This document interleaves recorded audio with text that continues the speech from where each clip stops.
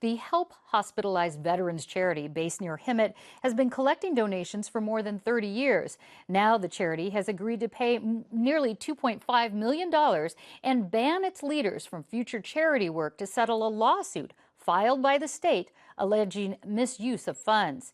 Here with more on what to ask before donating to a charity is Cheryl Reichert, President and CEO of San Diego's Better Business Bureau. Welcome. Thank you.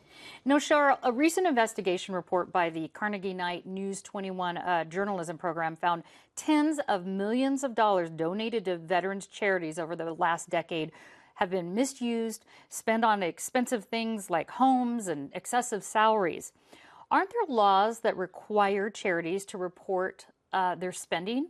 There are laws that require charities to support some of their financial information to the IRS for purposes of maintaining their tax-exempt status. And their finances are legally to be given to any donor by request at any point in time. So if you're looking at donating money to a charity, asking for their finances is something you should do, and they should be willing to provide for you. Does the IRS, coming back to that, do they audit these very often? Do they look to see what they're reporting is good? Unfortunately, there's not a lot of governance and oversight of the charity sector.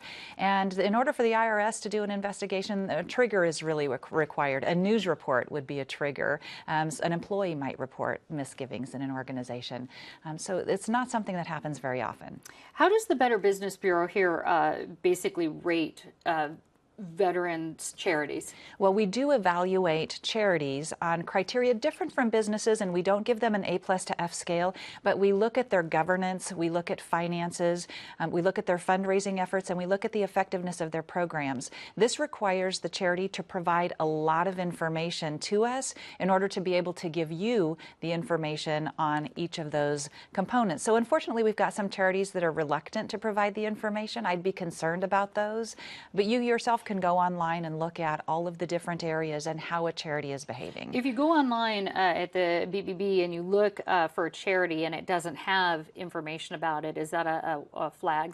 It would be for me. It doesn't mean that it's a bad charity. It just means that they haven't provided the information. But charities are required by law to provide information to donors upon request. Okay, so that's why it becomes a big concern for the BBB. If they're not providing the information to us, we are skeptical and concerned at that point. Now, I know some of the donated money to charities obviously has to go to overhead, but what's the benchmark on how much should be going to overhead and management and how much should be going to the actual work of the charity? Oh, the BBB has set that at 70%. So we don't want to see more than 30% of the expenses going to administrative costs, overhead, fundraising efforts. We want the majority of the dollar going to the actual cause. But some causes require a little more administration than others.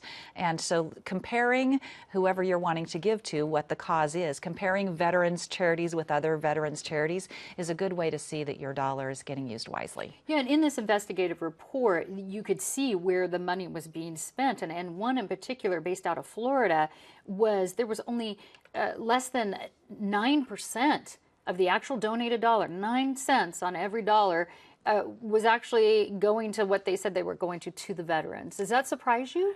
No, because unfortunately I was taken advantage of by an illegitimate charity before I worked for the BBB and found out about this space and how many people are operating just flat out illegally in it. And then you have people with good intentions that just aren't experienced enough to run a charity well. So that's why when you're looking at giving your dollar, if you want them to have the majority impact that you can have for your money, you want to compare and see where your dollar's going, because we see that huge range. So going along with that, what are some of the top few tips if somebody wants to donate to, in this case, a veterans charity? What should they do? I would absolutely make sure you check them out with a third party, whether it's the BBB, Charity Navigator, GuideStar. Get the information, compare them to like charities, and don't feel pressured. So many people, when they get that phone call or they're at the grocery store in line to give that extra dollar, make sure you know where your money's going, how it's being used. Donations are so important for charities, but give wisely.